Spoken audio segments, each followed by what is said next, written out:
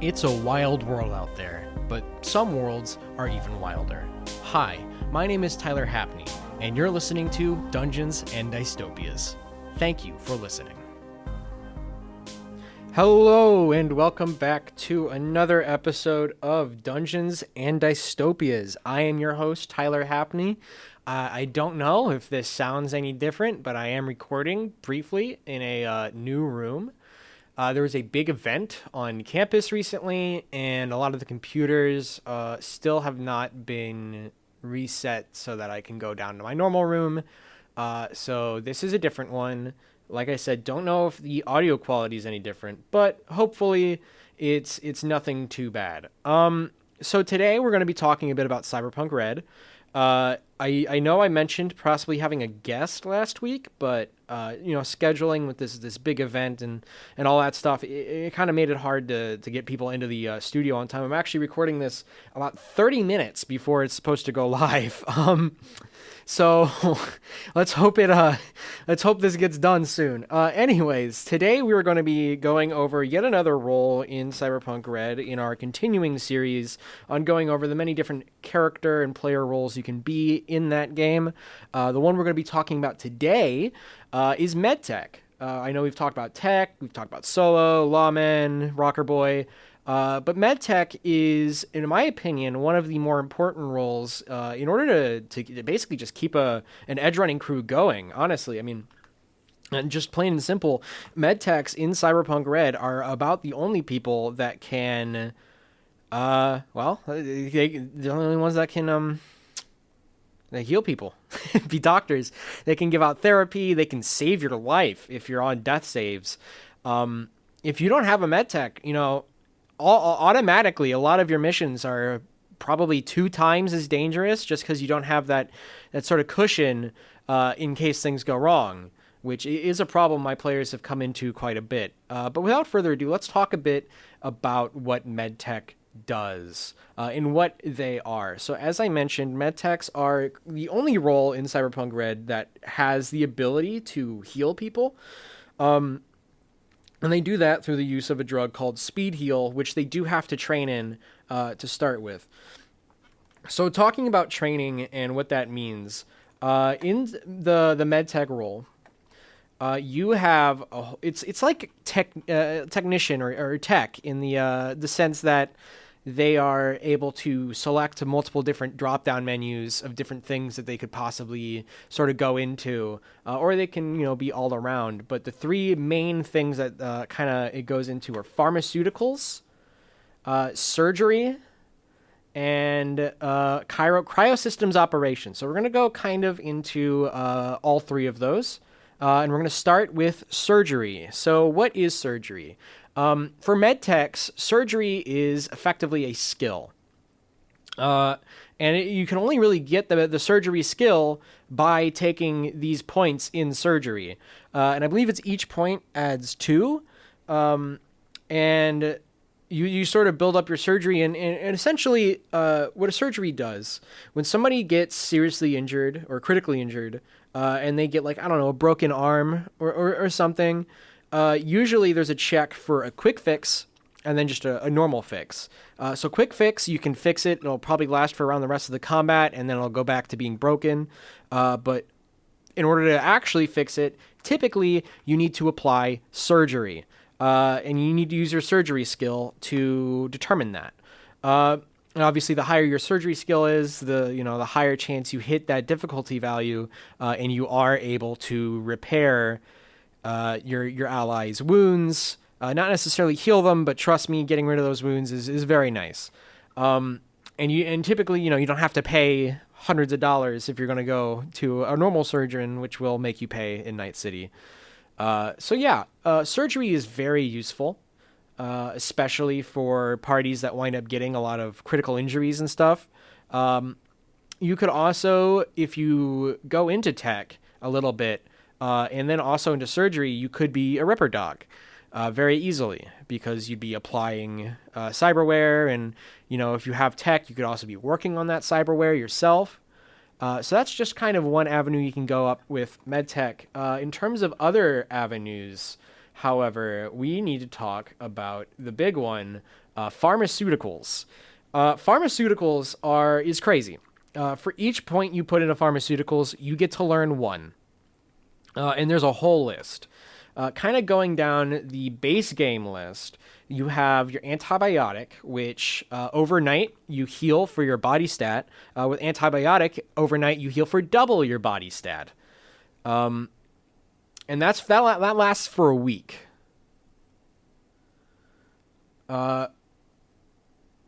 Yeah. So I guess I might have misread that. When injected with a dose of antibiotic, a target who has already started the natural healing process heals an extra 2 hit points every day for a week. So actually, in the end, you wind up getting, I think, an extra 14 or so HP out of antibiotics, which can make the difference between living and dying, essentially, depending on how much work you do over the course of that week. The next one is Rapid Detox. This is straight up basically just Narcan. Whenever somebody is being affected by a drug, poison, or intoxicant, you hit them with a dose of Rapid Detox, and suddenly that is not a problem anymore. They go from being high to extremely sober in an instant. Speed Heal. This is the big one. This is the one where Medtechs are capable of healing. Speed Heal will, when injected, heal somebody for a total combined of their body plus willpower stats. So let's say you have a 7 in body and a 6 in willpower. You're getting 13 HP back from a Speed Heal. Now, here's the kicker. You can only be Speed Healed once per day.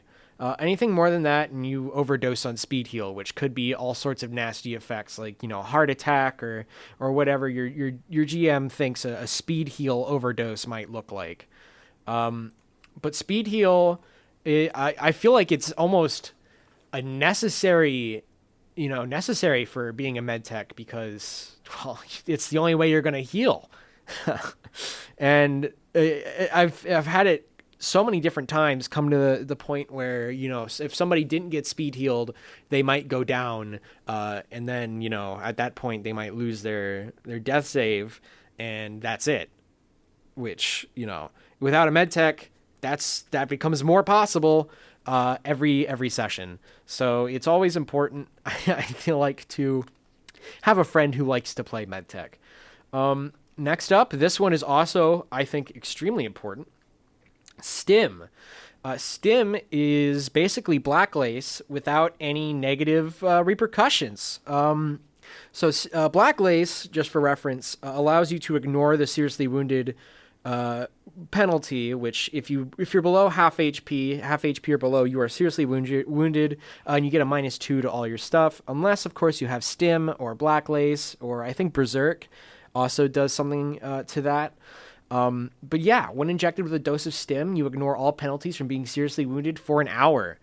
So it's basically adrenaline, and just like Speed Heal, you can only take 1 Stim a day. So use it wisely, because it only lasts an hour. And then last but not least, for the base game drugs, Surge. Surge is something that you use to fight sleep. It is only once per week, but if you take Surge, you are functioning unimpaired without sleep for a full 24 hours. So really, you can kind of use Surge to chain together, days if your character needs to stay up for an especially long period of time. Surge would be great. Remember, you only take it once a week. Presumably, after you take more than 1 Surge per week, you overdose, which, once again, that is kind of up to the GM's discretion as to what a Surge overdose looks like.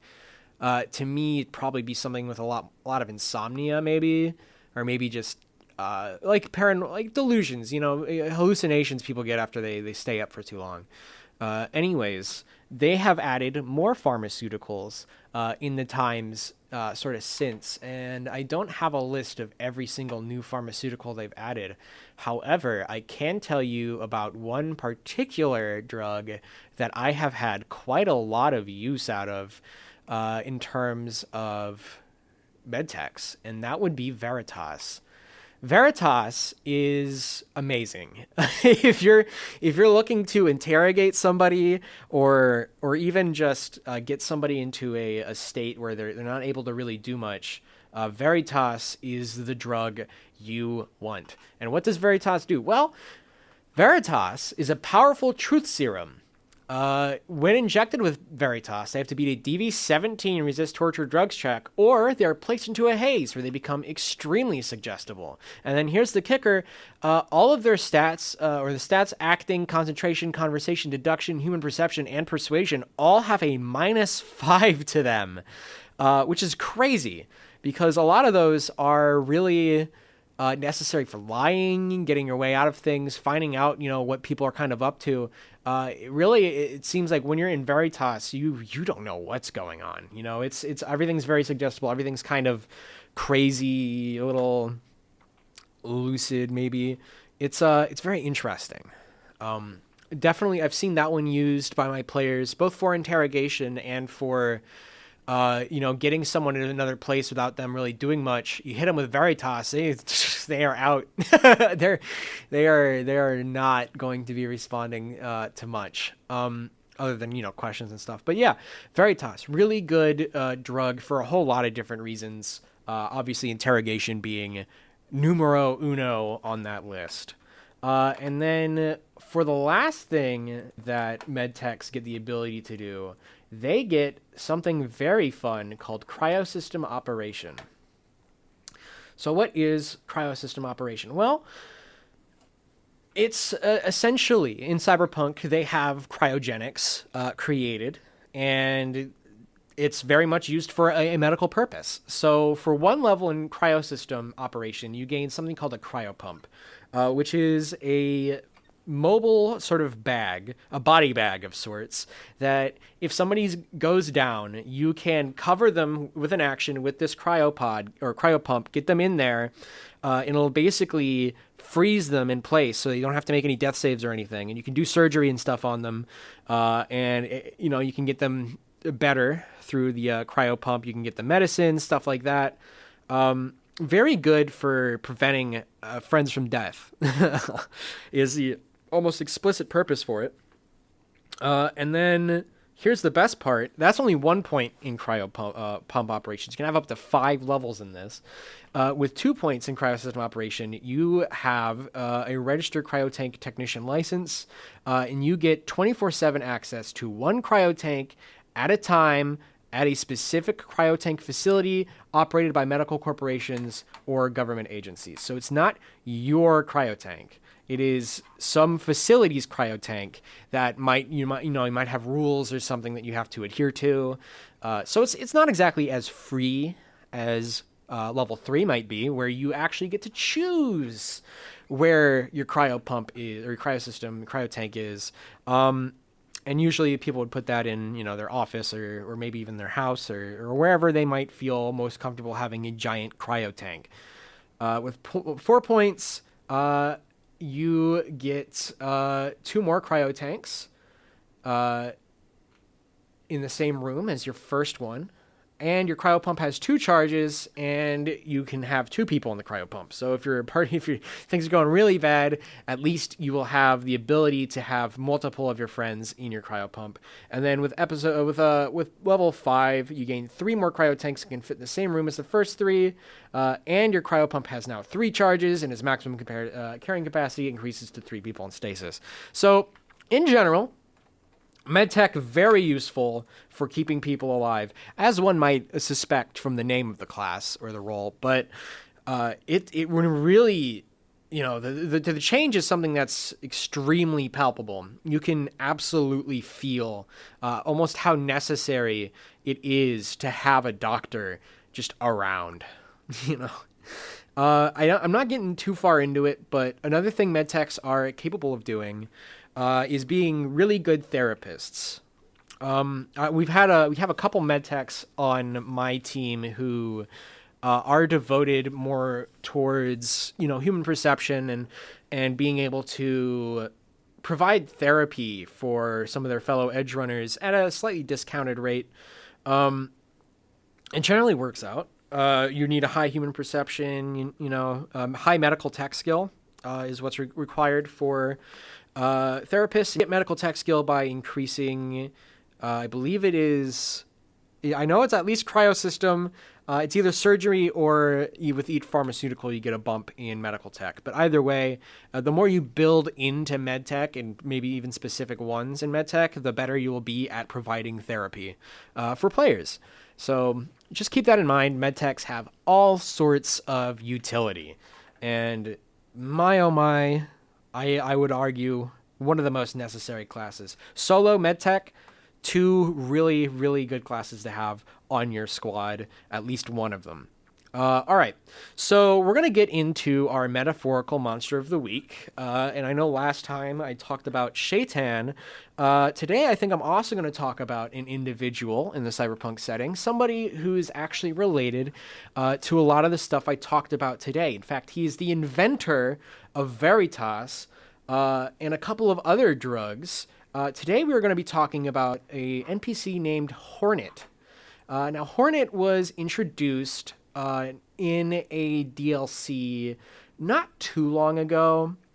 Hornet's Pharmacy, sometime in 2023 was when that one dropped. But basically, Hornet is this guy who used to be kind of a fixer, sort of small time. And eventually he got into making deadly chemical weapons for Arasaka. And the two that he's made are Veritas and Primetime. Primetime, we haven't talked too much about that one, but that is one that allows you to boost your ability to talk and be and have willpower and stuff like that. So it's very good for executives, stuff like that. However, Veritas, obviously, like I said, he is the inventor of that. After the Fourth Corporate War, Hornet got really into fixing and getting sort of all these drugs out there, and he created his own pharmacy in Haywood. It is mobile, so it's not one fixed location. If you're ever going to find Hornet, chances are you're going to have to find that mobile pharmacy through asking around or just being in the know. However, by the 2040s, we see Hornet has gotten a lot of pull in Night City. He has his own Edge Runner bodyguard named Fox. And he's even pretty connected with the Ironsights gang, which is a pretty big deal, considering the Ironsights used to work for Arasaka back during and before the Fourth Corporate War. But since then, it seems like their benefactor may just actually now be Hornet, who has enough power to, I guess, sort of kind of keep along with that himself and sort of fund them. But he is he's very connected, and he's got a whole lot of write-up on Hornet's Pharmacy. Really, honestly, just a very important character, I'd say, to have around. In terms of some of the other drugs he's made, he's also the guy that put out Sedative, which is not something I mentioned in the pharmaceuticals, but it is exactly what it sounds like. It makes people go to sleep if they fail against the DV. So he's also the guy that brought us Sedatives. He's also got us Six Gun, which I think is, one of my favorite drugs, especially for netrunners, because Six Gun allows you to sacrifice humanity for additional net actions when you're a netrunner. And that is insane. That's really good. If you play a netrunner, definitely consider taking Six Gun, because I think that would make you way more, I guess, mechanically viable, if that makes sense. Just you'd already have an additional net action, so long as you have the humanity to back it up, which, let's face it, not all netrunners are going to be sitting with high empathy values. But, just in case that's you, Six Gun, consider it. And then last, I know I mentioned Berserker. Berserker is basically Black Lace, only instead of the -2 to all your stuff, you will be getting a -1. And then you get a bunch of other stuff. But Berserker is really good if you want to take Black Lace Light, essentially.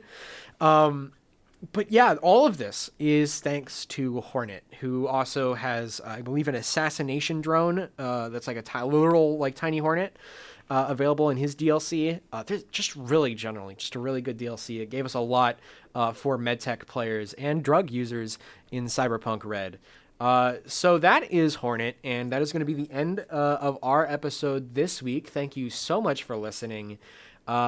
Please tune in next week where we'll probably be talking a bit about Dungeons and Dragons, unless I can get that guest in. Then you might be going back to Cyberpunk RED. But either way, I cannot wait to see what we decide, and I will see you all next week. Thank you so much for listening.